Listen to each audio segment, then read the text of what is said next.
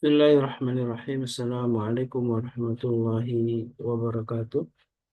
Waalaikumsalam warahmatullahi wabarakatuh. Hamdan katsiran thayyiban mubarakan fi kama yuhibbu rabbuna wa yarda.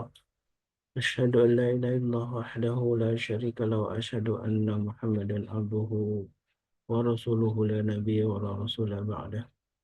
Allahumma salli wa sallim wa karim wa barik ala nabiyyina wa syafi'ina wa maulana wa qudwatina wa imamina Muhammad wa ala alihi wa sahbihi wa mawalah wa la hawla wa la quwwata illa billah.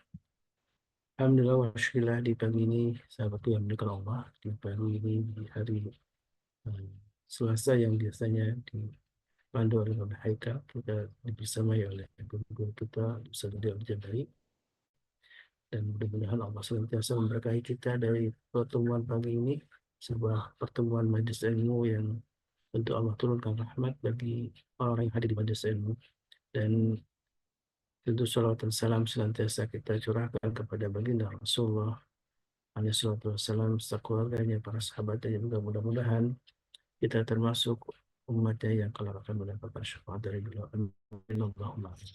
Sahabatku yang dimuliakan Allah, di pagi ini masih melanjutkan sebuah tema tentang keluarga yang insya Allah akan dibahas oleh Ustaz Dodi Al-Jamal, dan juga mudah-mudahan Ustaz Dodi juga hadir untuk sama-sama membersamai kita untuk bagaimana kita memulai memahami tentang keluarga. Kalau begitu banyak sisi sisi yang harus kita bahas dalam keluarga, dan tema yang insya Allah akan kita bahas di pagi ini tentang hierarki keluarga. Tentu di keluarga ada seorang suami atau seorang ayah, ada seorang istri, dan juga seorang ibu, dan juga anak-anak menjadi bagian yang memang elemen penting dalam sebuah keluarga. Keluarga inti yang tentu diperintahkan oleh Allah Subhanahu wa taala ketika Allah berfirman dalam surat Al-Tahrim di ayat 6, "A'udzubillahi minasyaitonir rajim, ya ayyuhalladzina amanu qu anfusakum wa ahlikum nara." Kita diperintahkan untuk menjaga diri kita dan keluarga kita dari api neraka. Dan itulah jamahin Allah, tentu menjadi satu kebersyukuran kita karena kita selalu didampingi oleh para guru kita untuk sama-sama belajar ilmu syariat, dan salah satu bagian yang akan dibahas adalah tentang keluarga. Menjadi bagian yang harus kita pahami sebagai orang yang memiliki keluarga tentunya. Dan tema tentang keluarga saya mengingatkan terhadap sebuah kitab ya yang mungkin banyak dibahas di pesantren-pesantren, dan sebuah kitab klasik tentang Uqudul Jain ya, tentang yang dikarang oleh Imam Nawawi Al-Bantani, yang di situ menjelaskan tentang hak-hak seorang suami dan kewajiban seorang suami dan juga perempuan. Membahas hak dan kewajiban tentu bagian yang seharusnya memang bagian awal ketika kita menikah, dan begitu banyak sebenarnya kitab-kitab yang sudah diterjemahkan dalam bahasa Indonesia, dan juga kitab-kitab atau buku-buku yang ditulis oleh para ulama al-mutaakhirin, ulama-ulama terkini yang juga membahas tentang keluarga. Dan mudah-mudahan ini memperkaya pemahaman kita tentang bagaimana pentingnya kita membangun sebuah keluarga yang sesuai dengan panduan dari syariat, panduan dari Allah dan Rasulnya. Tentu itulah sebuah keluarga yang dijanjikan oleh Allah Subhanahu wa taala. Allah akan turunkan sakinah dalam keluarga itu. Kemudian Allah akan jadikan di antara keduanya mawaddah warahmah. Dan alhamdulillah guru kita Ustaz Dodi dan Ustaz Ruli pun sudah hadir bersama kita. Assalamualaikum Ustaz Dodi, Ustaz Ruli. Waalaikumsalam warahmatullahi wabarakatuh. Izin Anda off cam sebentar. Ini nuntasin bekam Zat. Satu Masya tarikan Allah. lagi nih. Baik, Ustaz Ruli gimana? Sehat? Alhamdulillah. Masya Allah. Alhamdulillah. Sambil menunggu ini bekalnya Ustaz Dodi, tentu bagaimana kita menata keluarga yang tentu dan seringkali lupa gitu Ustaz. Karena ada ilmu penting sebenarnya yang seharusnya memang pahami lebih dulu sebelum menikah.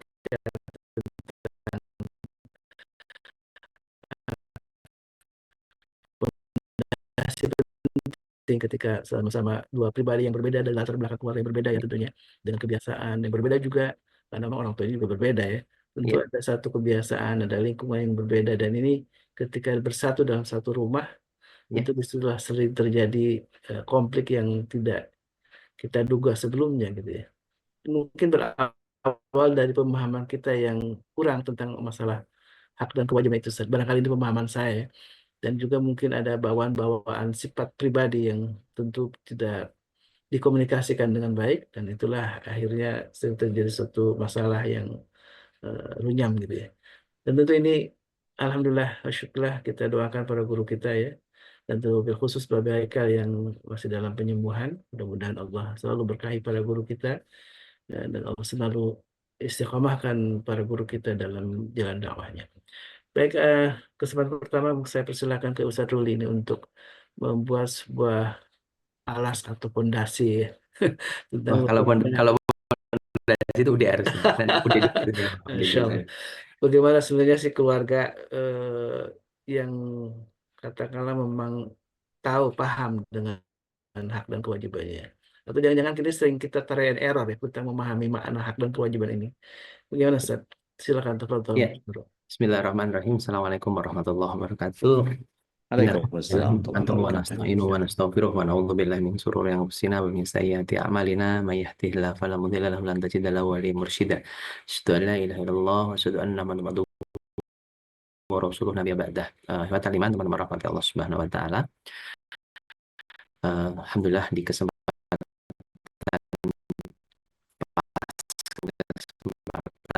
wajah ketemu untuk secara daring untuk apa ya, meningkatkan keimanan kita, memperbaiki keislaman kita, dan kita berharap semuanya kita udah hampir menghitung hari, udah menjelang bulan Ramadan. Semoga Allah juga pertemukan kita dalam bulan Ramadan dan kita semua bisa lulus madrasah Ramadan dengan nilai mumtaz ya, dengan nilai terbaik gitu. Teman-teman rahmati Allah Subhanahu wa taala, kalau kita bicara tentang tadi ya yang disampaikan satu Khalis bahwa hak kewajiban ini kadang-kadang memang kita sesuatu yang apa namanya yang seringkali tertak ini ya dipahami, kalau saya melihatnya dipahami itu secara parsial gitu ya, dipahami secara parsial seringkali bahwa kita bicara hak kewajiban itu yang cenderung fokusnya pada sesuatu yang sifatnya fisik. Sifatnya fisik. Biasanya kita itu sering ngambilnya adalah hal-hal yang sifatnya fisik-fisiknya saja, yang kelihatan-kelihatan gitu Pak Ustadz Holis. Yang kelihatan. Makanya nanti kalau seringkali nanti kalau bab suami itu yang selalu diomongin adalah bab nafkah. Ya kan? Bab nafkah. Suami itu wajib memberikan nafkah gitu di sini kan. Dan mungkin di dalam korelasinya akhirnya bekerja. Itu yang lah cuma di sini saja nih yang di apa namanya yang seringkali diselesaikannya di sini gitu. Dan ini yang selalu dijadikan pembahasan-pembahasan akhirnya, ya ininya kelilingnya di situ-situ lagi akhirnya. Ini yang terjadi ya. Jadi bahwa nanti suami misalkan punya kewajiban untuk memberikan nafkah. di, di pada yang lain kan banyak ya. Yang lain itu tidak hanya di situ gitu loh. Yang kalau kita ngomong nanti akhirnya pemahaman saya terhadap hierarki ini, hierarki itu ada kayak kalau saya ngomong adalah seperti struktur ya. Sebuah struktur yang memang semuanya saling saling melengkapi, semua saling apa namanya, semua punya perannya masing-masing. Tapi perannya itu kan tidak hanya satu. Ada peran yang sangat utama dan mendasar, yaitu peran utama dan mendasar itu adalah peran-peran menjadi apa namanya peran-peran yang sifatnya eh, ini peran-peran yang suami itu sebagai eh, sebagai kepala keluarga ya. Ini sebagai kepala keluarga ini namanya kepala keluarga.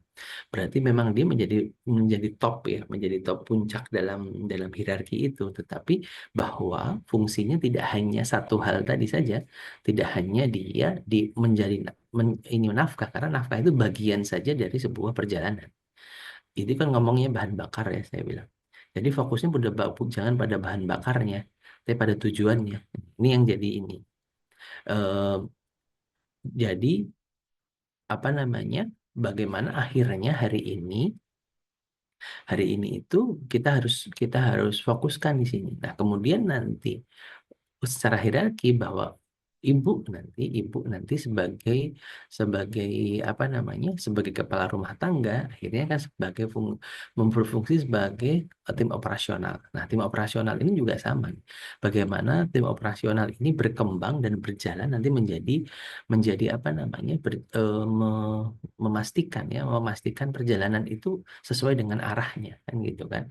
Karena tadi dalam perjalanan ini si kepala keluarga itu kalau istilahnya sebagai drivernya, kalau tidak ada navigatornya nggak jalan, nanti nggak jalannya juga nggak bagus nih gitu kan. Jadi ada si sopir, ada navigator, ini berjalan dengan dua-duanya harus berjalan dengan baik, dan inilah yang nantinya perlu perlu ke apa namanya, perlu dikuatkan. Jadi secara hierarki ini. Nah, kembali saya tidak akan tidak perlu menyebutkan detail apa itu, apa namanya, hak dan kewajibannya, karena ini, tapi tadi eh, ini menjadi sesuatu yang penting.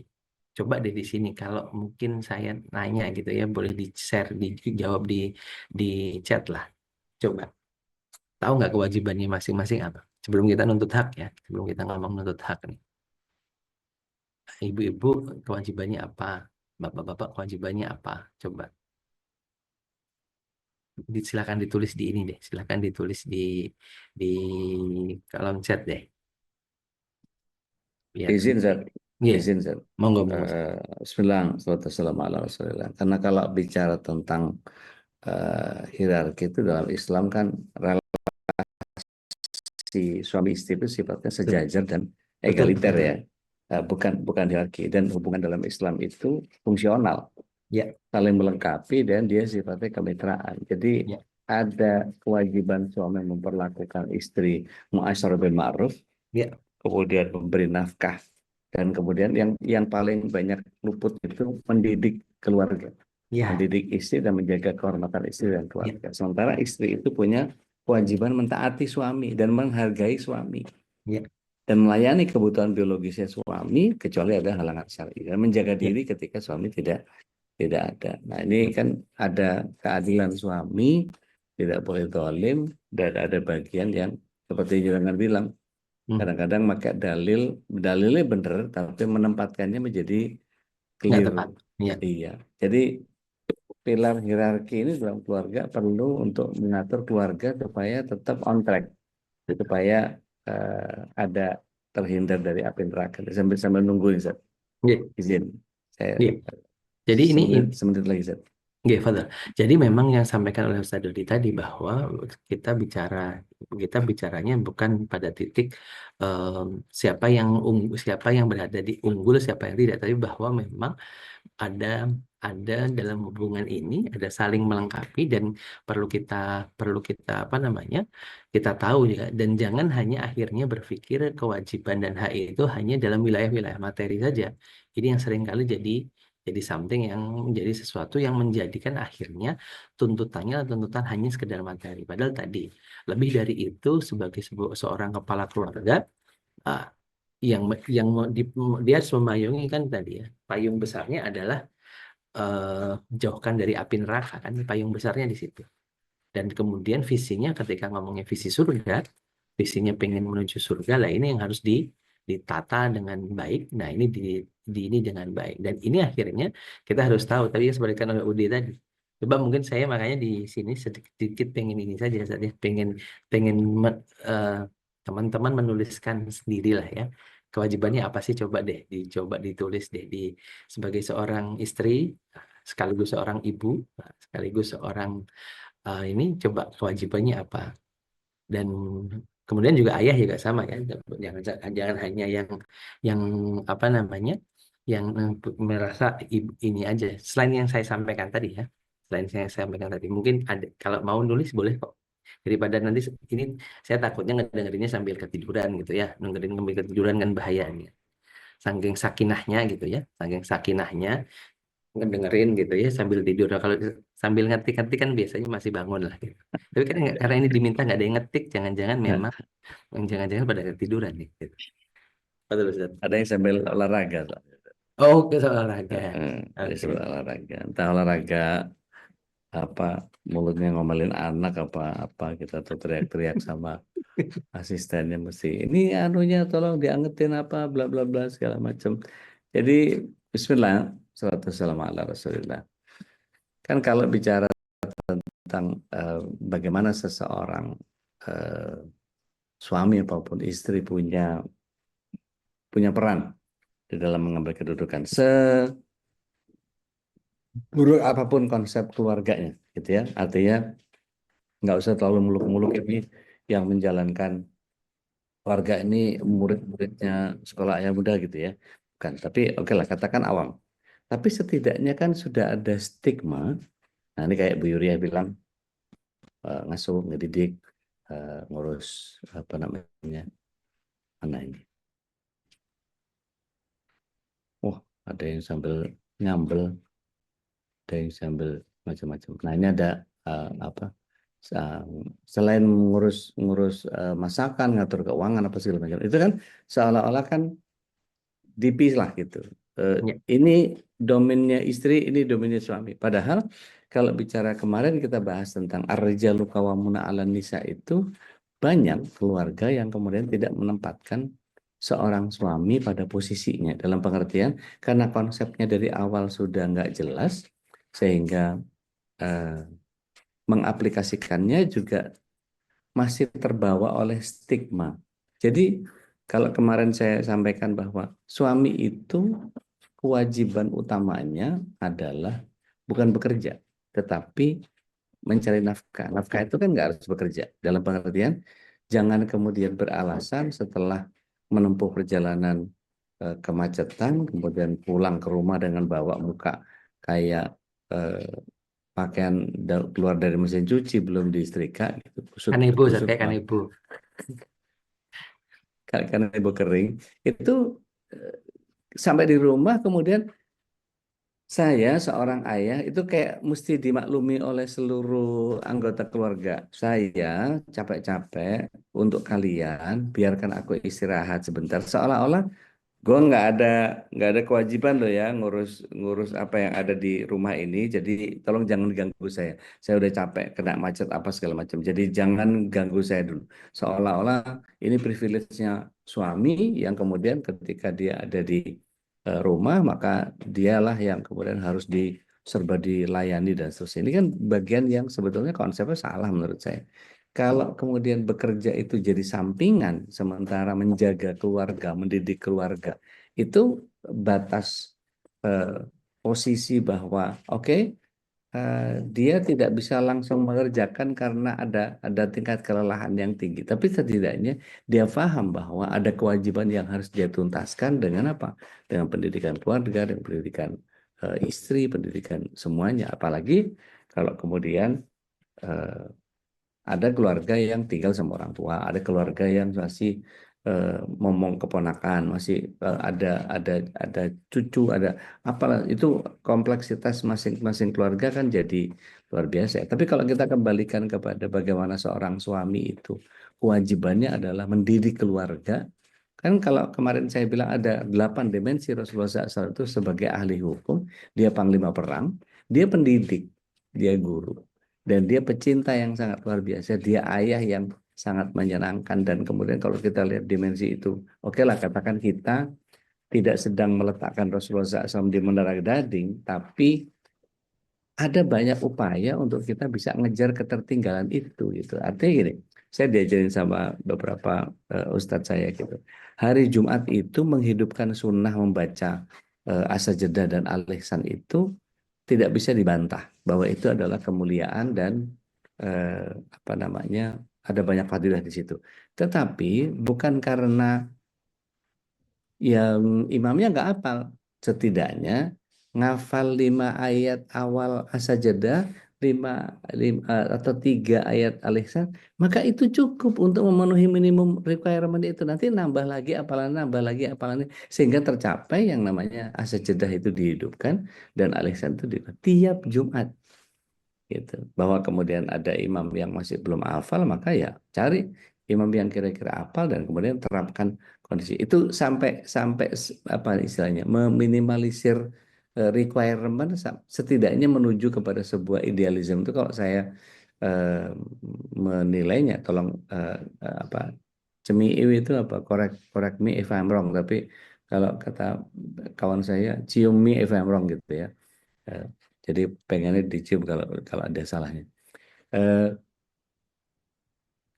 Ketika eh, apa istilahnya, seorang suami itu mulai mengerjakan sesuatu yang sifatnya integral, mujmal, maka pendukung yang namanya keluarga ini juga mesti siap dengan konsep awalnya itu. Maka seorang istri juga punya kepentingan untuk kemudian mengingatkan suami, bagian mengingatkan anak, bagian bagian yang ikut ngontrol, tapi se apa istilahnya, eh, final legitimation-nya itu tetap ada di suami. Gitu gimana sih?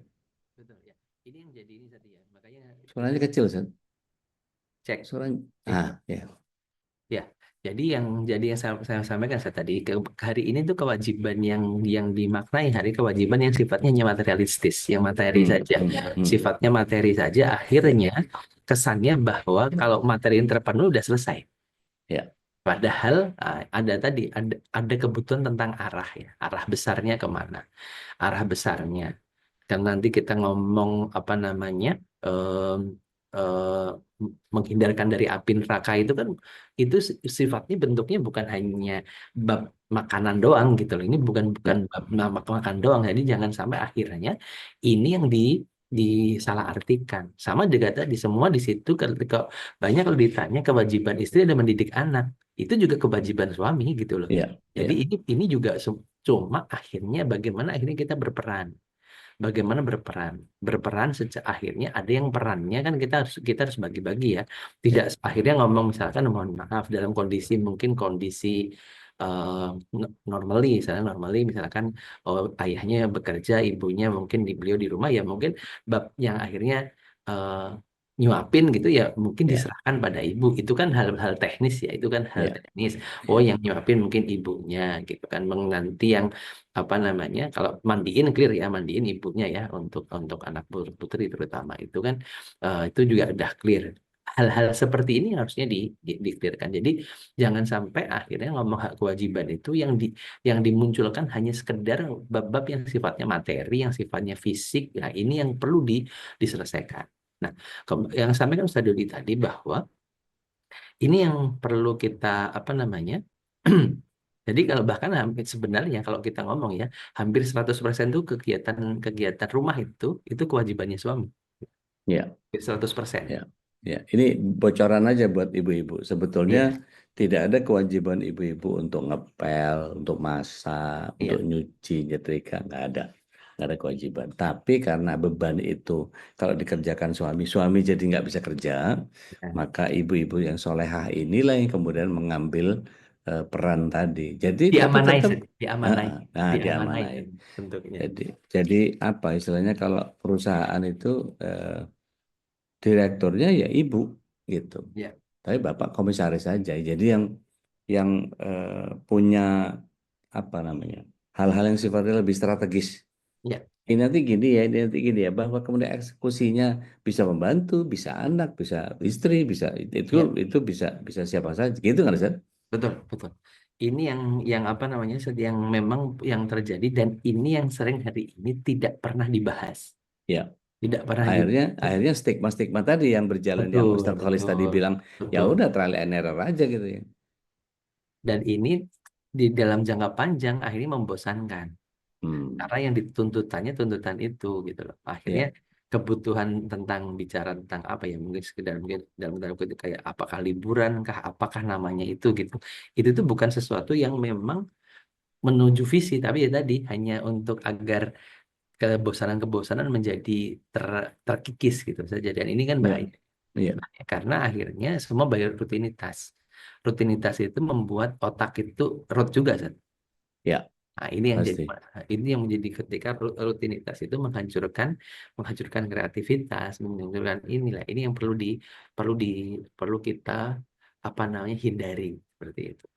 Kan gini, ada fenomena bahwa wanita itu ketika dia sudah sampai pada kondisi di mana dia bisa menguasai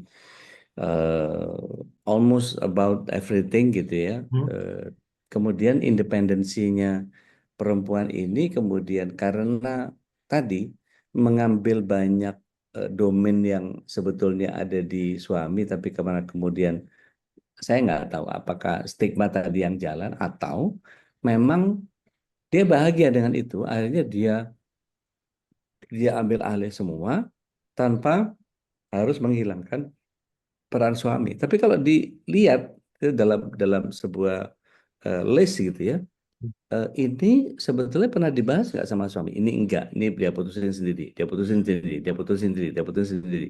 Itu bagian yang kemudian seolah-olah suami jadi nggak punya fungsi. Nah ini kan bahaya kan?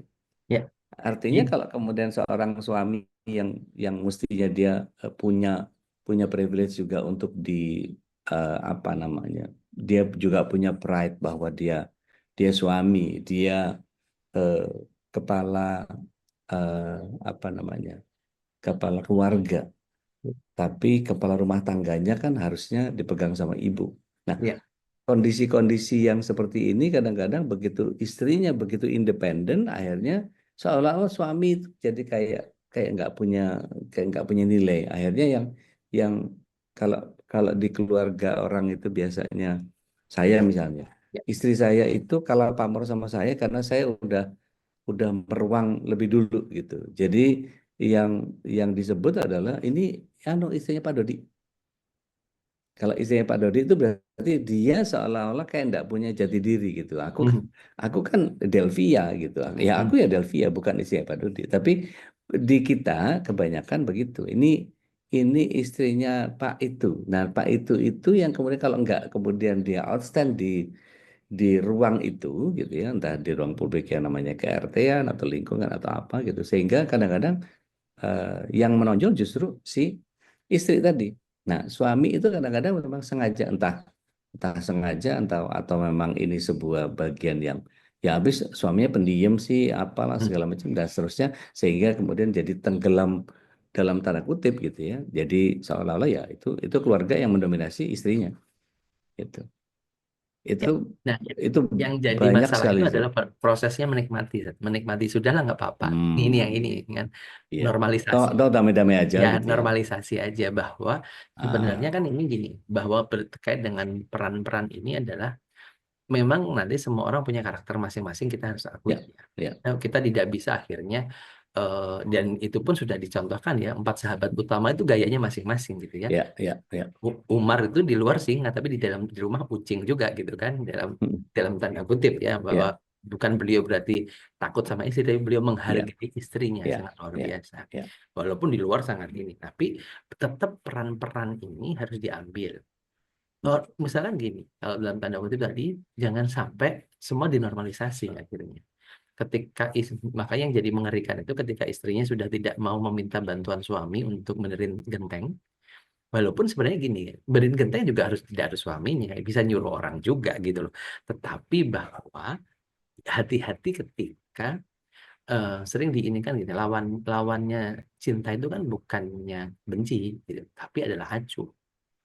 Hari ini tuh jangan sampai itu terjadi. Pembiaran. Pembiaran, mengacuhkan, mengabaikan. Akhirnya ya wes lah, melaku dewe. Aku tanpa kamu juga bisa jalan sendiri. Ini, Nah, itu ini, tuh. ini yang akhirnya ngerusak semuanya tuh di sini. Ya udah nggak, aku tanpa bantuanmu, dan ini akhirnya yang disebut tadi hierarkinya rusak, Ya, relasinya hancur.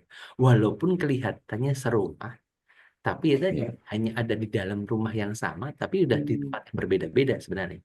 ya. Hanya tinggal bersama. Hanya tinggal bersama. Dan Ya, tadi menjaganya adalah ya udah deh ngapain. Dan mungkin gini, ada yang saya dapat case itu, ya sudahlah ngapain harus cerai, ya udahlah yang penting ini aja citranya di antara apa namanya, citranya di warga juga tetap baik-baik saja, padahal mereka sudah nggak ada ini aja, udah sendiri-sendiri aja, ya.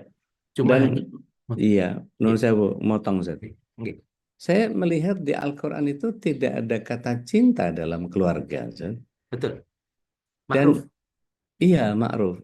Dalam konteks itu kalau lihat acuan surat 30 ayat 21 yang jadi ayat undangan itu, kalau kita melihat itu bahwa sakinah yang jadi fondasi, Ya, itu kalau kita ikuti tafsirnya para mufassir dari Mesir, Ya. Mereka mengatakan a'udzubillahi minasyaitonirrajim, kalau kita mau kupas ayatnya sedikit gitu ya.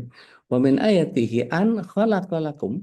Itu Allah punya fiil yang namanya khalaqa.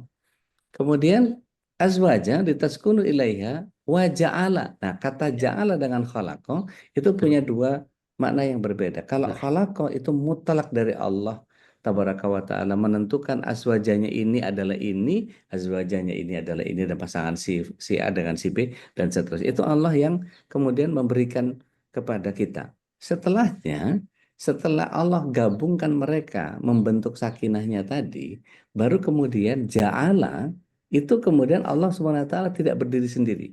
Tetapi disebutkan para mufassir Mesir menyatakan bahwa ja'ala itu adalah Allah melibatkan suami dan istri itu harus bersama-sama memunculkan mawaddah dan warahmahnya itu.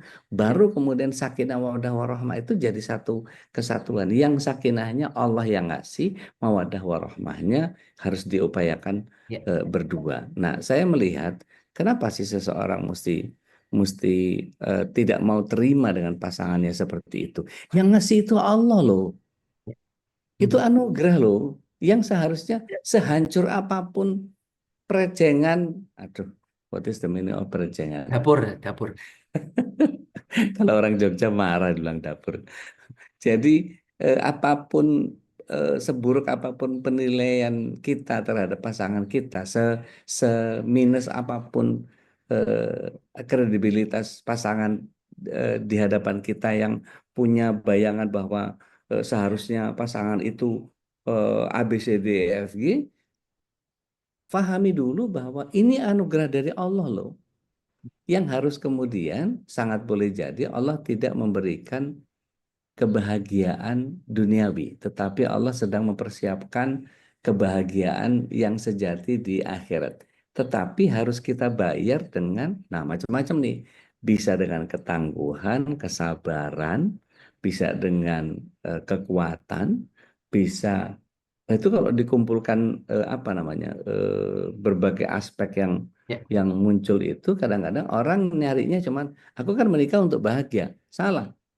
Bahagia itu di akhirat nanti. Di dunia ini seperti kita ngobrol kemarin, kita butuh yang namanya ketenangan. Ya. Nah, ketenangan itu bukan permasalahan yang seharusnya ya, kalau saya pahami, nggak ada tuh apa namanya kata bahagia dalam keluarga itu nggak nemu saya. Ya. Tapi kata cinta itu Allah lebih munculkan kepada kebaikan-kebaikan. Innallaha yuhibbul muhsinin, innallaha yuhibbul mutatahhirin. Itu bagian yang kemudian sifatnya dari Rasul Shallallahu Alaihi Wasallam, dari kita manusia kepada Allahnya gitu. Ya. Itu bagian yang Allah mencintai kita karena itu. Nah, cara kita mencintai orang lain seperti yang sering saya katakan bahwa kalau kita meminta cintanya Allah itu gampang kok. Tinggal ngikut aja Rasulullah SAW. Cintanya Allah datang kepada kita. Sesederhana itu. Cuman masalahnya kalau kemudian kita yang orang cari itu bukan lagi kebahagiaan berdamping dengan siapapun, tapi mencari ketenangan. Ya. Gitu keliru nggak persepsinya, Zed? Tidak, jadi nah dalam konteks mencari ketenangan ini sebenarnya kan sudah di dalam ayat itu juga sudah dijelaskan, Ya. Ma'ruf, berbuat baik. Ya, muasyarul ma'ruf. Untuk tenang itu, untuk bisa mencapai ketenangan, sakinah itu satu kuncinya, berbuat baik. Akhirnya ngomong berbuat baik itu adalah dalam konteks suami istri adalah bagaimana menjalankan kewajibannya masing-masing. Dan ada penghargaan dan penghormatan gitu ya. Betul. Jadi akhirnya agar tenang itu ayo berbuat baik saja. Nanti Allah akan hadiahkan kok, jangan khawatir. Allah akan Jadi sederhananya istri taat aja deh sama suami selama tidak maksiat. Ya. Suami apa namanya lebih kepada berbuat baik saja kepada keluarga, sehingga yang muncul ya cuma kebaikan-kebaikan. Ya ini akhirnya Rasulullah bersabda kan, sebaik-baiknya suami adalah yang paling baik terhadap istri. Masya Allah. Itu kalau istrinya satu saja. Saya nggak mau lanjutin kalau begitu, agak berat ini. tiba-tiba Lalu beresiko. terlalu beresiko. Ini CCTV-nya banyak masalahnya. muncul Ya kan Nah, langsung on cam kan. Nah, itu aja kita belum ngomong langsung on cam saat gitu. Nah, jadi ini yang sebenarnya tadi akhirnya ketika itu dimaknai dengan benar, hadisnya dimaknai dengan benar, akhirnya clear gitu kan. Jangan ya, sampai ya, akhirnya tadi tolong cintai aku, bukan begitu ya. Tolong ya. berbuat baik pada aku. Berbuat baik Hmm, itu tadi memberikan hak dan kewajibannya, bahwa tadi suami berkewajiban menasehati, mendidik istri. Akhirnya juga jangan disampaikan pada, ya udah Ustaz, saya titipkan Ustaz Dodi yang mendidiknya. Loh, bukan begitu caranya, Bro, hmm, gitu kan. hmm. Akhirnya tadi yang kemarin Ustaz sampaikan, ketikanya nanti bagaimana, kenapa hanya ikut kalender? Karena suaminya keder, ya kan? Suaminya keder. Kenapa suaminya keder? Karena istrinya Istrinya keminter, keminter. ya kan? Anaknya yang jadi keblinger gitu nanti. Ya, ya, Gitu. ya, ya. Ini yang jadi akhirnya menjadi tidak ini, karena apa? Ada kewajiban-kewajiban yang memang tidak apa namanya, tidak selesai, dan itu menjadi relasinya, hierarkinya akhirnya kebalik-balik. Ya. Dan sebenarnya akhirnya mohon maaf, Zat, rumah tangga itu bukannya growth, bukannya maju, tapi rumah tangganya kayak naik naik kursi goyang. Kelihatannya Hmm. goyang-goyang, tapi Ya, ditempatnya ya, di ya, situ-situ ya, aja ya, sebenarnya. ya, ya. Jalan Masalahnya di tempat. iya, masalahnya itu aja. Kesannya itu kayak orang Jawa bilang ya ya oh gitu ya. Oh, kesannya Ya, itu ya, dinamis ya, banget. Padahal nggak dinamis, oh gitu-gitu doang kayak gitu. ya, ya. Itu yang terjadi. Jadi ada apa permisif terhadap kesalahan sehingga tumpukannya menjadi, kalau kita bahas seperti yang kemarin itu salah kaprah kepradah gitu. Jadi udahlah keliru, tapi ya sudahlah, ya habis mau gimana gitu kan. Ya, Seolah-olah normalisasi terhadap membiasakan yang normal itu jauh lebih baik daripada menormalkan yang biasa gitu kan ya mestinya ya. ya. Oke. Ini makanya tadi yang disampaikan Ustaz Dandi menarik, ketika bahwa jangan, ya hari ini kan kita itu kejebak dengan idiom-idiom itu ya, Ya. cinta misalkan gitu ya, terkait Mm. ini kebahagiaan. Padahal bahagia itu kan sifatnya long term. Makanya Ya. dia bahagia dan bahagia. Tapi di dalam tadi kita itu bisa loh mendapatkan kebahagiaan di dunia ketika terjadi ketenangan tadi. Nah, ini kan di Nah, situ. ya. Akhirnya baiti janati itu di situ nanti kuncinya. Karena orang nggak bisa membedakan antara kesenangan dan kebahagiaan, Ustaz. Nah, ini. Karena kan kesenangan itu sifatnya kan cuma saat Hobi, personal kan? ya personal dan saat dulit gitu loh. Cuma saatnya Ya. yang gitu loh. Ya. Kayak misalkan Ya. gini, kita senang makan apel gitu ya. Yang sering ada kalau di ini kan makan apel kalau satu mungkin senang banget gitu. Tapi kalau udah makan 5, enak, belenek gitu. Bahagia itu nggak gitu. Bahagia itu memang long. Jadi memang sebuah perjalanan. Dan pertanyaannya memang ada yang bertanya, bahagia itu di awal, di tengah, atau di akhir kan gitu kan. Nah, ketika ketenangan itu terjadi, ketika ketenangan itu ada, ya dia akan sepanjang itu dia merasakan. Dan bahagia itu bukan ngomong seneng dalam artian keindahan tok gitu loh. Tapi sebuah proses yang jalan, yang semua dinikmati dengan baik. Tapi kembali lagi, kata kuncinya, sudahkah kita berbuat baik? Ya. Berbuat baik ini menjadi kata kunci. Ustadz, saya itu udah berbuat baik, tapi kenapa suami saya tidak? Lah, ini tuntutan kan, akhirnya menuntut. Ya. Nah, ini yang seringkali menjadi hierarki ini, relasi-relasi ini menjadi tidak selesai itu di sini. Ketika sudah langsung pada titik, aku kan sudah begini.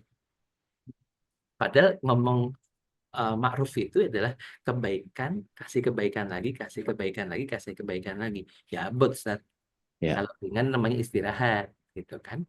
Kalau Ya. hadiahnya cuma paling payung, kalau cuma berbuat baik sekali atau 10 kali, paling banter nanti dapatnya piring cantik doang. Gitu kan. Tapi ketika kebaikan terus dan menerus, kebaikan ini akhirnya ngomongnya adalah dapatnya ketenangan, dan itulah yang kita harapkan di dunia ini. Dan akhirnya Allah berikan kebahagiaan kita bisa di surganya Allah Subhanahu Wa Taala. Gitu. Iya. Kan kalau kita perhatikan dari sisi apa namanya keluarga yang kalau kita lihat menuju kepada kebaikan itu, yang jadi PR kita itu sekarang dia tidak merasa bahwa dia belum baik. Ya. Jadi mohon izin nih, ayo sama-sama kita buka surat yang ke-9 ayat yang ke-20. Di situ ada yang disebut sama Ustaz Tuli tadi di bagian akhir. Ada fauzan azimah, yang kemudian kalau kita perhatikan surat 9 ayat 20 itu dinyatakan begini sama Allah. A'udzubillahi minasyaitonirrajim. Alladzina amanu, orang-orang yang beriman, wahajaru, dia berubah menuju kepada kebaikan. Artinya posisinya dia belum baik. Kemudian dia melakukan hajaru. Nah, ada poin yang terpenting di sini, wajahadu, dan dia bersungguh-sungguh. Setelah dia mengimani bahwa dia masih punya kesalahan, dia harus melakukan hijrah kepada yang lebih baik, artinya melakukan kebaikan itu sesederhana hijrah saja gitu. Maka setelah itu konsep dulu yang dia benahi bahwa saya harus berubah. Nah, saya harus berubah itu kan nanti internal will-nya menjadi muncul, power yang sifatnya bantuan Allah itu akan muncul ketika kalau nanti kita lihat surat 13 ayat 11 itu, Allah tidak akan merubah nasib satu kaum kalau dia tidak mau melakukan perubahan sendiri. Nah, hijrahnya dia kepada posisi kebaikan itu, dia jihadi. Kalau balik ke surat 9 ayat 20 tadi, maka apa yang Allah katakan? Allah akan menaikkan posisinya di sisi Allah itu sangat tinggi. Maka ketika lihat susunan frase di dalam ayat Al-Quran di surat 9 ayat 20 itu luar biasa. Alladzina amanu wa hajaru wa jahadu fi sabilillah bi amwalihim wa anfusihim. Jadi tidak hanya harta tapi jiwa juga. A'dhamu darajat indallah, menjadi a'dham, menjadi tinggi kedudukannya. Bahwa kemudian dia pendek, ukurannya semeter kotor, mungkin agak gemuk, pesek, rambut keriting, nggak penting itunya. Tetapi a'dham di mata Allah SWT itu menjadi bagian yang posisinya menjadi sangat luar biasa di hadapan Allah. Ketika Allah SWT menghadirkan a'dham tadi itu, maka dalikal fauzul azim. Disitulah orang bisa mendapat kegemilangan yang sangat besar. Ini kadang-kadang mohon izin dengan satu ayat itu saja orang sebetulnya iya ya, mestinya tinggal kita hijrah saja selesai gitu persoalannya. Nah, masalahnya dia tidak merasa dia harus hijrah. Nah, ini apa namanya? Stigma yang juga apa? Nggak mau ngaji karena dia merasa cukup. Itu kan jadi PR Ya, banget, Ustaz. ya, ya. Jadi ini jadi memang tadi yang antum sampaikan tadi, dan ingat nanti ada satu hal yang kadang-kadang kita juga tadi ketika sudah sampai pada titik tenang itu bukan berarti tidak ada ujian. Nah ini. Ya. Nah, ada yang bilang, Ustaz, saya itu kan saya cari keterangan. Jadi kadang-kadang dibayangkan ketenangan tuh enak turu, maem, Stagnan. stagnan, terus semua anak-anak baik, Ya. tetangga baik, semua baik. Nggak gitu juga konsepnya, gitu. Nggak gitu juga konsepnya. Jadi ini bahwa akhirnya konsepnya ketika ketenangan apalagi sudah kita ini semuanya ini pasti ada ujian, dan kadang-kadang ujian jangan-jangan ujiannya di situ kita sudah bersyukur belum ya, sudah punya keluarga yang baik, dan ini ujian gitu loh. Bahkan jangan sampai akhirnya kita itu nanti merasa apa namanya hanya sebagai sebuah ini aja gitu loh. Oh, udah tenang berarti sudah selesai, udah perjalanan udah selesai. Nggak gitu. Nggak gitu juga. Nggak gitu. Kalau kita lihat Abu Bakar As-Siddiq radhiyallahu anhu, beliau itu sampai kemudian turun ayat ya ayat Tuhan nafsul mutmainnah irji ila rabbika radiyatan mardiyah, itu surat Al-Fajr yang terakhir itu muncul karena apa? Kalau kita lihat asbab nuzulnya, keren banget itu.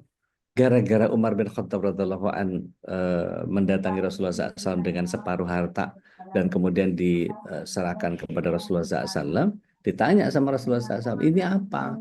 Ini adalah separuh hartaku. Dan kemudian ditanya sama Rasulullah SAW, apa yang kau tinggalkan untuk keluargamu? Separuh hartaku dan juga Allah dan Rasulnya. Datang Abu Bakar As-Siddiq radhiyallahu anhu bawa harta yang lebih banyak, kemudian dipasrahkan. Ini ada yang ngobrol ya, Oke. Kemudian Abu Bakar datang dengan membawa begitu banyak harta, sambil kemudian ditanya juga sama Rasulullah SAW, ini apa? Ini seluruh hartaku. Ditanya lagi sama Rasulullah SAW, lalu yang kau tinggalkan untukmu dan keluargamu apa? Allah dan Rasulnya saja. Jadi bahkan kepada Allah dan Rasulnya saja diserahkan kepada keluarganya, dan hartanya menjadi tidak terlalu penting. Artinya sampai ayat itu turun, ketenangan itu didapat karena menggantungkan Allah lebih banyak ketimbang urusan keduniaan. Itu bagian yang wow. dia bisa sampai dapat ya ayuhan nafsul mutmainnah itu, dia menjadi jiwa yang tenang itu karena memang yang digantungkan cuma Allah saja gitu. Jadi ketika kita betul-betul tadi fase tenang pertama adalah nggak ada gejolak, tapi bukan berarti jangan ada gejolak lagi ya, nggak bisa. Karena memang justru gejolak-gejolak selanjutnya itu yang membuat kita tetap tenang karena apa? Menurut saya, Ustaz, saya tertarik dengan surat 46 Ya. ayat 13, Ustaz. Ya. Ayat itu luar biasa. Jadi Allah SWT menyatakan begini, A'udzubillahi minasyaitonirrajim. Innal ladzina qalu rabbunallahu tsumma istaqamu. Sesungguhnya ketika seseorang menyatakan bahwa yang dijadikan Rabbnya adalah Allah, kemudian dia istiqomah, pahala yang datang dari Allah luar biasa. Fala khaufun alaihim walahum yahzanun. Tidak ada kekhawatiran, tidak punya kesedihan. Jadi kayak ya santai gitu. Ya memang semua terjadi karena kehendak Allah. Saya sudah berusaha menghadapi ketenangan yang sampai fase ini. Oke, berharap bahwa level saya kalau sudah sampai ketenangan ini, maka saya harus ambil stages yang lebih tinggi. Akan ada apa lagi ini ya? Ya Allah, with you I'm ready. Jadi la haula wala quwata illa billahnya itu apa istilahnya? Nyala terus gitu. Ya. Apalagi nih, apalagi nih, apalagi. Oh ini gini, deng, tenang karena ada Allah. Deng, ada Allah. Deng, ada Allah. Jadi gimana ya? Saya kadang-kadang ngejelasin nggak ngerti sendiri. Maksudnya gini, terlalu rumit nggak saya ngejelasin bahwa surat 46 ayat 13 itu sebetulnya membahagiakan sekali kalau kita dicabut sama Allah apa kekhawatiran kita dan tidak punya kesedihan itu, ya udah memang udah diatur sama Allah, udahlah I'm with Allah as always gitu. Itu Ya, kalau gini, Sat, fatalis nggak sih? enggak, Sat. Jadi kalau dalam mungkin sederhananya gini, kita boleh lelah tapi kita nggak boleh susah, ya kan? Ini salah satu masyaikh dulu waktu pernah daurah itu saya pernah tanya gitu kan, beliau bilang lelah itu biasa, wajar. Lelah itu kalau lelah, Ustadz lelah, siapapun lelah di sini gampang istirahat, tidur, Ya. itu biasa.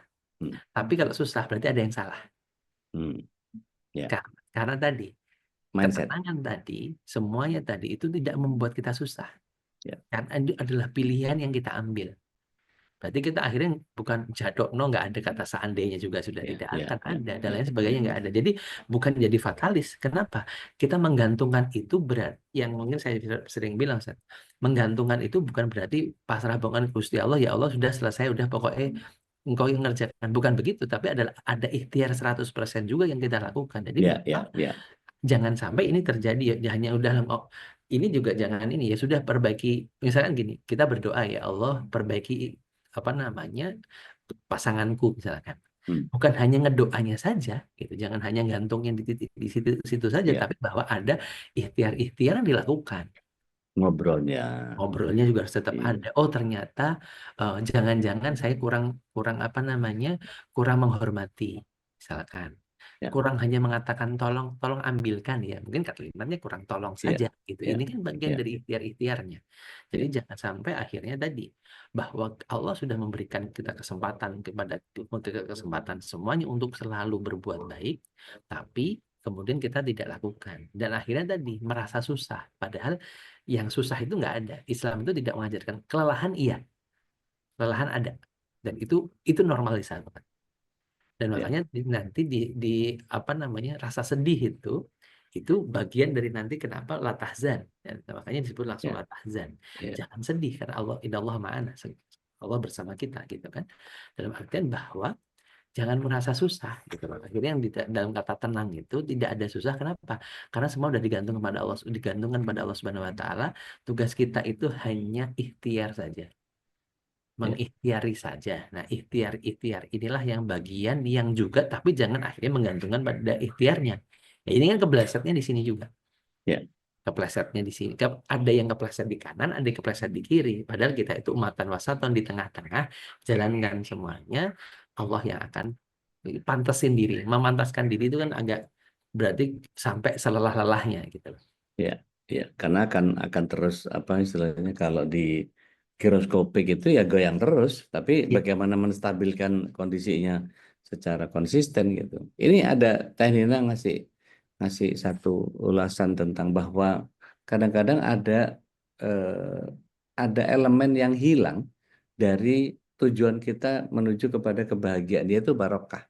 Ya, Rasulullah SAW kan mendoakan kita orang yang berkeluarga baru itu, kalau Maher Zain bilang, Barakallahu lakuma wa baraka alaikuma wa jama'a bainakuma fi khair. Itu kan keberkahan untukmu. Jadi diiringkan dengan kebaikan-kebaikan yang berkumpulnya keberkahan itu, maka Tenina bilang bahagianya berkah, sedihnya berkah, sehatnya berkah, sakitnya berkah, syukurnya berkah, sabarnya berkah. Dalam setiap episode yang ada ruang untuk bertambah dan bertumbuhnya kebaikan dengan semua persoalan yang ada dan tetap melibatkan Allah Rabbul Alamin dalam konteks berbagai berbagai persoalan. Itu makanya yang seringkali apa istilahnya, ayat 1.000 dinar itu jadi andalan beberapa orang, tapi hanya sebagai sebuah apa kalau saya bilang, jadi ajimat, Ustaz. ya, Jadi seolah-olah kalau ada persoalan, oh udah baca aja ayat 1.000 dinar, nanti diberesin ya sama. Enggak gitu juga.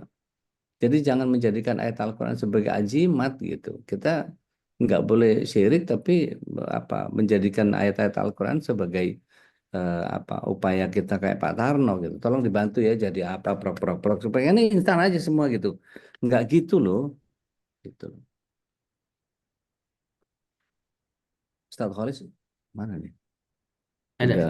udah lewat setengah jam nih. Ustaz. Ada yang mau ini eh, Udah berbagi? 5 menit, Ustaz. Udah 5 menit. Iya, iya. Ada yang mau berbagi rahmat monggo Ustaz. Saya kembalikan dulu ke Ustaz Khalis. Baik, tafadhol masykur Ustaz. Baik, silakan jemaah masih ngobrol dengan para guru kita tentang bagaimana keluarga kita. Karena tadi sudah dibahas tentang sebuah hierarki dan bocoran dari Uda memang bahagian para ibu ya. Kalau ternyata masak, mencuci, beres-beres rumah itu Iya, bukan tugas iya, seorang betul. istri ya. Tanggung Iya, ada jawabnya kewajiban terhadap suami. tanggung jawab di Ada. suami. Tapi masalahnya masa yang nggak dibantuin? Kalau suami yang ngerjain semua, ngapain dia di rumah? Nggak Apalagi cari kalau nafkah. suaminya menyuruh gimana Ustaz? Nah, ya kalau misalnya nggak nyuruh sih sebetulnya. Lebih kepada, aku kalau ngerjainin aku nggak bisa ngapa-ngapain dong, karena kerjaan gitu. Tapi istri yang soleh pasti bantu lah. Makanya kita perlu istri yang soleha itu, Ustaz. Makanya kalau cuman satu kan bahagia banget. Tapi kalau Saya langsung mute. Ini kelihatan langsung mute. Ini langsung nggak kedengeran di tempat saya itu. Langsung Kedengerannya di tempat Marcelo doang gitu. Eh, Baik, silakan Bapak Ibu yang ingin sharing gitu ya tentang masalah ini, tentang soal hak dan kewajiban ini memang hal yang kadang-kadang kompleks tadi ya. Karena apalagi ada yang saya sempat mendapat sebuah ulasan tentang dalam surat An-Nisa 34 itu Ustaz. Kan ya, qawamah itu ternyata ada syaratnya, yaitu ada karena di lanjutan ayat itu kan bima fadlullah ba'duhum ala ba'd gitu. Kemudian ya, ma'afaku in amwalihim gitu ya.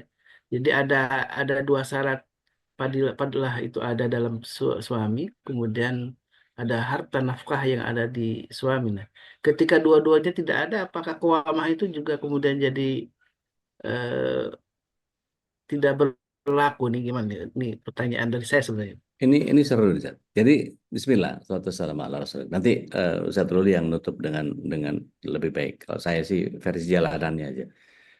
Ada bagian yang kemudian kalau suami itu kemudian tidak mampu, dalam pengertian tidak mau memampukan diri, atau memang Allah tidak mampukan dia.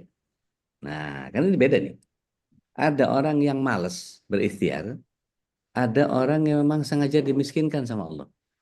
Kalau dimiskinkan sama Allah, ketika keluarga itu menyadari bahwa misalnya kena COVID, nggak bisa ngapa-ngapain, kena apa istilahnya naturalisasi, naturalisasi kayak pemain bola, apa namanya? Ya itulah istilah-istilah yang nyusahin gitu. Pokoknya bikin orang, Rasionalisasi. hah? Rasionalisasi. Rasionalisasi. Jadi ketika apa namanya dibuat tidak berdaya, sebetulnya seorang suami punya nggak eager bahwa oke, kalau saya nggak bisa bekerja atau misalnya katakan udah pensiun, Oke, berarti saya harus cari tambahan nafkah yang setara dengan saya sebelum pensiun. Artinya kalau dia punya gambaran nih, sederhananya gini. Saya bilang sama istri saya, kalau nggak ada yang jadiin saya karyawan, nggak ada yang mau mendengarkan petuah saya, nggak ada yang mau apa namanya menjadikan saya sebagai apalah saya dipekerjakan dan seterusnya. Kemudian saya akan tawarkan beberapa alternatif, misalnya saya akan bikin kelas online. Saya punya pengalaman 12 tahun siaran, public speaking, rasanya saya kemarin buka LinkedIn, permintaannya India semua itu, Mumbai, Pakistan, apa segala macam, Maldives. Iya, siapa yang juga yang mau ke sana gitu kan. Saya pikir ini mesti dibikin online-nya gitu ya. Kemudian ketika itu nggak juga tercapai, maka saya akan buat tulisan-tulisan yang kemudian bisa menginspirasi banyak orang dan kemudian itu bisa diserap jadi bagian yang insya Allah akan mendatangkan uang. Atau setidaknya gampangannya lagi deh, di Bekasi atau di Jakarta tempat kita tinggal ini, di tikungan mana yang nggak bisa jadi duit asal kita mau ikhtiar. Ikut bantuinnya ngatur lalu lintas jadi Pak Oga. Apakah kemudian menjadi hina menjadi Pak Oga? Itu enggak. Atau katakanlah saya akan minta apa, istri saya dari tabungannya saya minta 100.000. Saya beliin ember, saya beliin kanebo, saya beliin sampo mobil, saya beliin busa, saya beliin sikat, saya bawain sembir ban, ketok-ketok tuh rumahnya yang punya mobil. Assalamualaikum, saya cari nafkah. Hina enggak. Maka saya katakan bahwa saya akan cuci mobil Anda dengan sholawatan. Allahumma salli wa sallim wa barik alaih.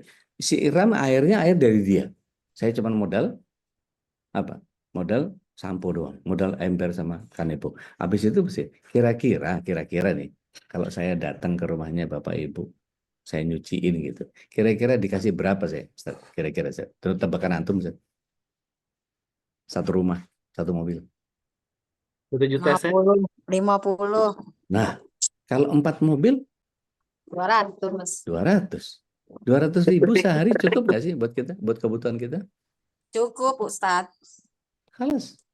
Tapi ketika dia tidak punya kemauan untuk kemudian, masa iya saya nyuci mobil, masa saya jadi Pak Oga, masa saya ngojek, masa saya seolah-olah itu semua pekerjaan hina yang merendahkan dirinya. Tapi ketika dia mau melakukan itu, Masya Allah. Masya Allah. Asal dia mau aja. Tapi tadi mengembalikan bahwa saya punya izah bahwa saya harus menafkahi keluarga saya yang halal. Itu dulu. Gitu. Tapi ketika dia dibuat menjadi miskin dan kemudian misalnya nih, naudzubillah min dzalik gitu, udah lumpuh, nggak bisa ngapa-ngapain, ya udah kesempatannya udah hilang. Cuman punya doa doang. Gitu. Ustaz, mungkin ceritanya Mas Pepeng dan Mbak ini juga di ini kan Mas Pepeng itu, Masya Allah, Masya Allah, Masya Allah, Mas Pepeng Verasta, Allah yarham, jare-jare gitu. Saya pernah berguru langsung kepada beliau. Itu luar biasa kalau kemudian beliau dengan kondisi ada di ranjangnya itu masih sempat ngajarin jualan online ibu-ibu for free. Dan itu tiap hari itu ada kelas yang Masya Allah. Kapan-kapan kita ngobrol sama Mbak Tami deh. Kita waktu Sabtu udah lama Minggu. banget gak lihat beliau. Iya, Masya Allah. Kapan-kapan kita ngobrol lagi. Inspirasinya banyak betul. Jadi nggak mungkin Allah SWT tidak mendatangkan rezeki ketika kita nggak ikhtiar. Kan antum sering ngajarin aneh, majadda wajadda itu, Ustaz. Ya. Gitu, Ustaz. Begitu kurang Ustaz Khalis. Monggo ditambahin, Ustaz. Ya, saya pikir yang sampaikan Udi tadi udah cukup ya, bahwa nanti akhirnya kita juga gini ya, bahwa bukan tadi ya, Allah pasti menciptakan semuanya sudah lengkap. Ya. Pasti ada lengkap. Jadi nggak usah khawatir. Tinggal hari ini tadi yang kemarin sempat kita ngomong bahwa Allah itu mencukupi kebutuhan kita, tapi tidak gaya hidup kita. Ya. Ya kan gitu kan. Ini yang menjadi. Jadi kalau sebenarnya nanti yang paling ini adalah dalam kondisi seperti itu ujiannya kan tadi ujian keinginan ya. Ujian bagaimana sebenarnya orang yang paling tenang itu kalau nggak punya banyak keinginan, semakin sedikit keinginannya itu semakin tenang hidupnya. Ya. Kenapa nggak tenang? Karena kenapa semakin susah? Karena terlalu banyak keinginan. Nah, disinilah sebenarnya tadi. Nah, bagaimana dengan kondisi itu? Kondisi itu ya sebenarnya saya bilang makanya kondisi tidak ada yang masalah dengan kondisi misalkan bahwa buktinya kalau kita ngomong bukti ya Rasulullah ketika ini Rasulullah mengambil nafkah, mencari nafkah, tapi Khadijah tetap berjalan ya. Tapi Ya. Khadijah itu menjadi supporter tertinggi, supporter utama dakwahnya Rasulullah SAW.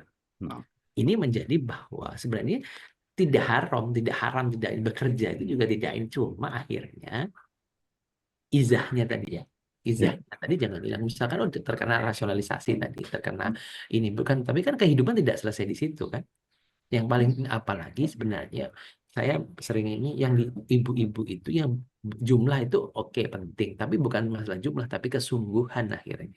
Kesungguhan bahwa suami memang akhirnya dapatnya segitu lah, inilah nanti kita ngomong tentang qanaah, tentang menerima, tentang ini karena acceptance itu penerimaan itu setelah tadi ada negosiasi, ada misalkan ada wah harusnya begini, kata harusnya ini kan nanti akhirnya kata seandainya segala macam tuh ingat itu ada dari setan. Jadi inilah yang perlu diinginkan. Jadi nggak perlu khawatir tentang tadi ya rezeki itu sudah diukur, sudah ditukar, nggak usah pusing. Yang perlu kita pusingkan tentang keimanan karena keimanan itu nggak pernah karena Allah.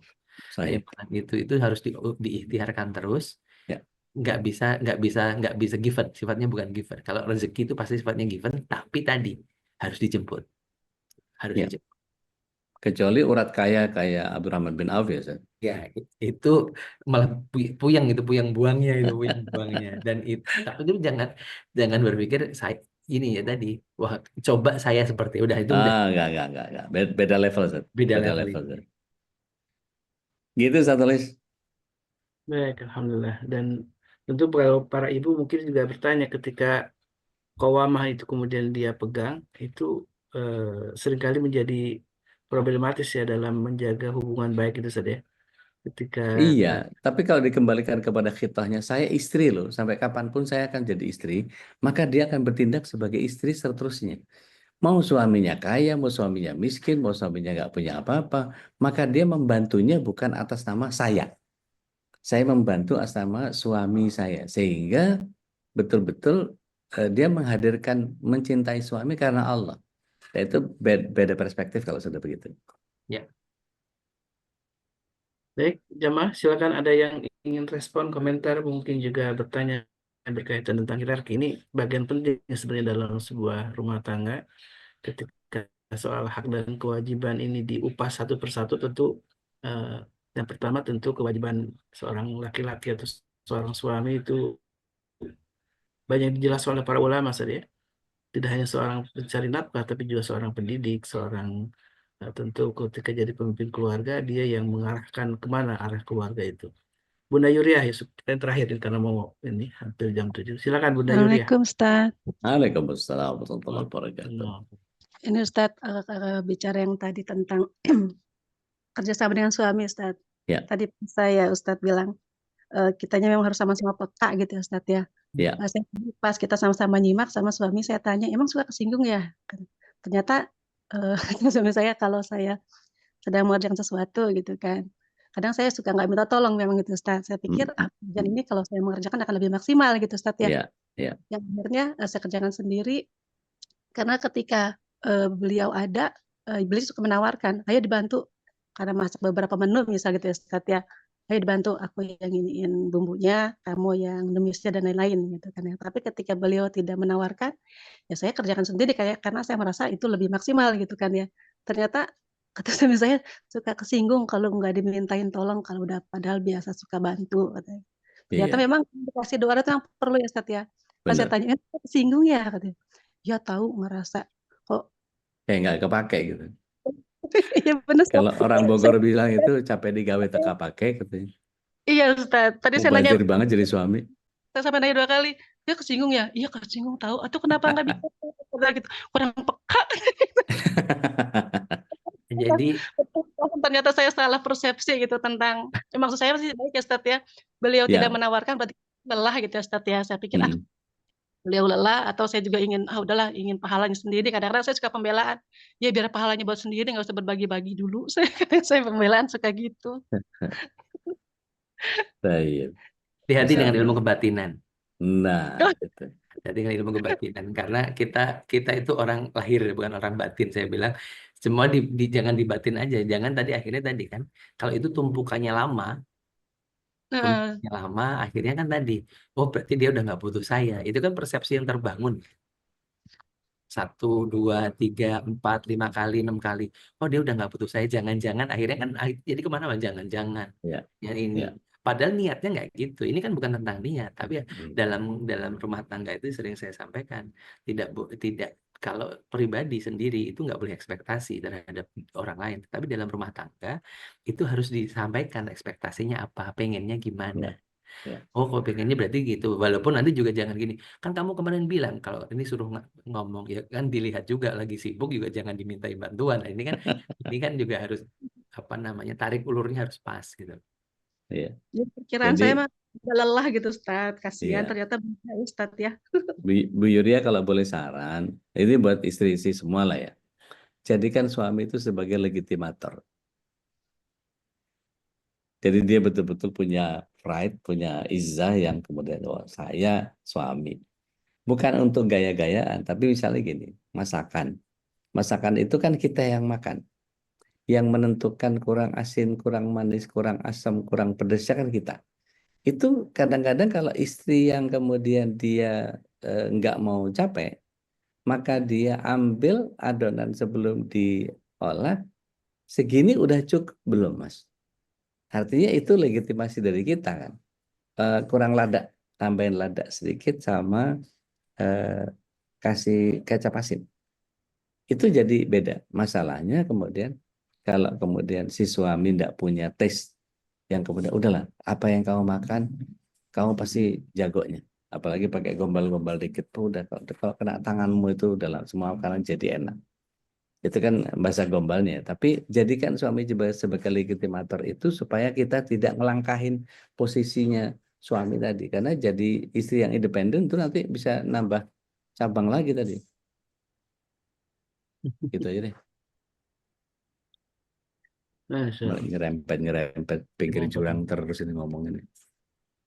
Terima Senang kasih. aja kabin itu. Nah, senang hati. Jadi malu. Iya. Tahun ternyata saya salah persepsi Ustadz ya. Ya. Iya. Jadi Ini suami lebih ini kan lagi aja, didekatkan lagi. baik, alhamdulillah di suami jadi memang diminta harus jadi legislator saja untuk Ya. pokok otoritasnya sebagai seorang suami.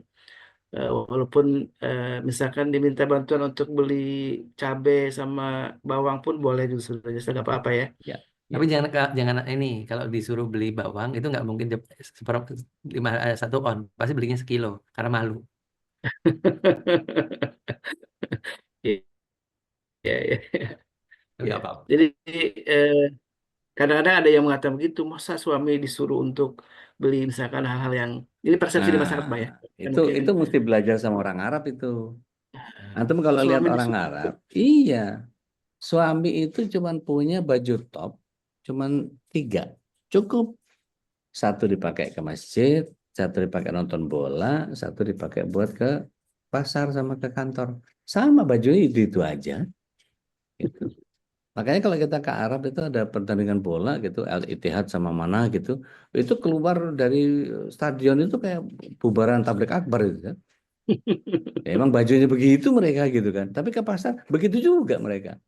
Ke masjid ya begitu mereka. Ya memang karena budayanya seperti itu dan jarang kita ketemukan para istri itu di pasar gitu, hampir hampir nggak ketemu gitu para pendatang biasanya. Kalau orang asli sana malah suami yang belanja. Ya. Dan itu pinter nawar semua nggak kayak di kita. Di kita kan nggak mau nawar bapak-bapak. Yang recet ibu-ibu biasanya. Udah nggak kelar-kelar ngomong Ini begini. para bapaknya emang sedikit nih, jadi ada Pak Wahid, alhamdulillah, ada Pak Kai gitu ya, Insya Allah ini jadi bagian yang makin paham juga ternyata memang tugas atau kewajiban hak dan kewajiban seorang suami dan seorang istri itu memang sesuatu yang wajib untuk kita bahas bersama gitu ya, jangan sampai masing-masing jadi tadi kayak Bu Yuriah menjadi salah satu persepsi yang salah gitu ya, tapi ternyata memang ada hal-hal yang seringkali tidak tertulis dalam kitab-kitab, tapi menjadi bagian kebiasaan kita sehari-hari yang mungkin yang perlu harus dikomunikasikan karena dan saya menarik yang pernah juga diungkap oleh Sardodi ya dalam sebuah rumah tangga itu memang yang jaga bukan soal hanya membahas soal hak dan kewajiban tentang hierarki itu, tapi yang penting juga ada satu konsep tagaful itu saja. Tagaful itu kayak Mudah saling memaafkan. memahami, Iya. memaafkan, dan Iya. ketika seorang istri memang tidak kemudian melaksanakan kewajibannya, kemudian dengan rasa sayangnya gitu ya, rahmahnya itu dia memaklumi. Begitu juga sebaliknya ketika suami juga kurang banyak hal gitu yang kurang dari perannya sebagai seorang suami, tetap seorang istri menjadi seorang yang tagaful ya, merasa memberikan permakluman, tapi dengan tanda petik tetap sama-sama diajak untuk ngaji juga ya. Ya. Karena memang sebuah keluarga yang ingin lebih baik tentu harus terus meningkatkan kualitasnya dengan cara kita membekali dengan ilmu. Dan alhamdulillah jazakumullah khairan atas semua ilmu nasihatnya dari Wakadalik. Ustaz Dodi dan Ustaz Kok Rudi. dibuka mic lagi, ngomong lagi nggak kelar-kelar. Insya Allah. Dengan Uncle D katanya kalau kata Bu Budina ya, sama Abah Ruli ya. Alhamdulillah pagi ini kita ditemani oleh Uncle D sama Abah Ruli yang Masya Allah tabarakallah pengalamannya, ilmunya menjadi inspirasi untuk kita semua, dan mudah-mudahan kita menjadi keluarga yang Allah terus tambahkan keberkahan untuk kita semua, amin Allahumma amin. Dan kita tutup majlis ini dengan doa kafatul majlis. Subhanakallahumma wa bihamdika asyhadu an la ilaha illa anta astaghfiruka wa atubu ilaik. Jangan dulu lab karena ada informasi komersial break ya yang mungkin nanti akan langsung ditutup. Silakan Mas Dinda.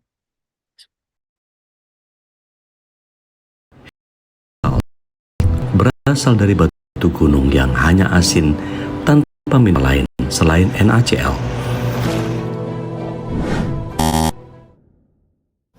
Zamira Salt diproduksi dari garam laut yang diuji secara klinis dan memiliki hasil laboratorium. Kekayaan mineralnya sempurna.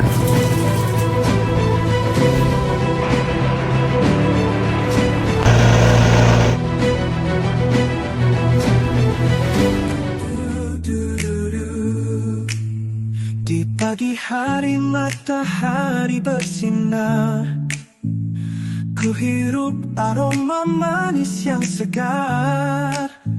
Oh Nuna Premium Palm Sugar, rindu rasa pahit tak tersisa.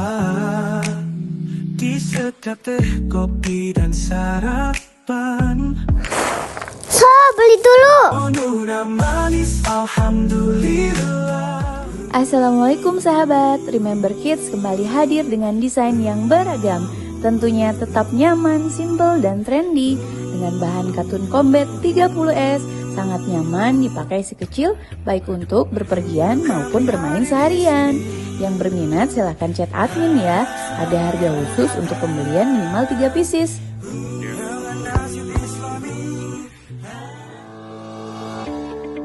PMP 812 dibuat dengan bahan-bahan segar pilihan, dilengkapi dengan kuah cuko khas Palembang, sungguh menambah kekayaan rasanya. Segera diorder, dijamin ketagihan.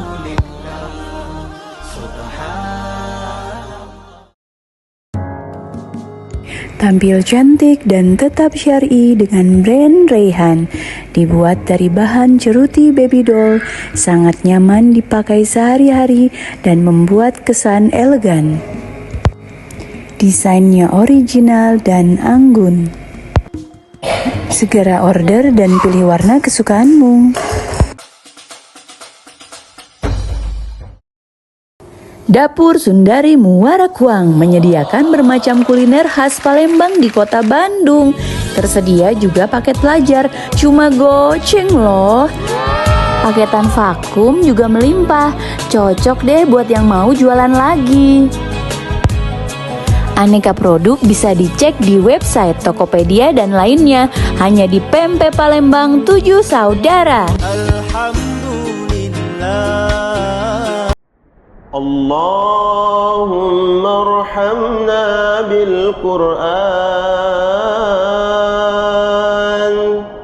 واجعله لنا إماما ونورا وهدى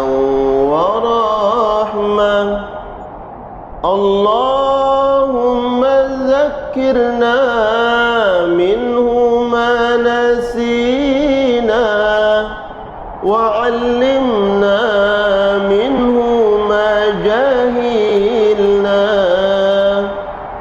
وارزقنا تلاوته آناء الليل وأطراف النهار واجعله لنا حجة يا رب العالمين.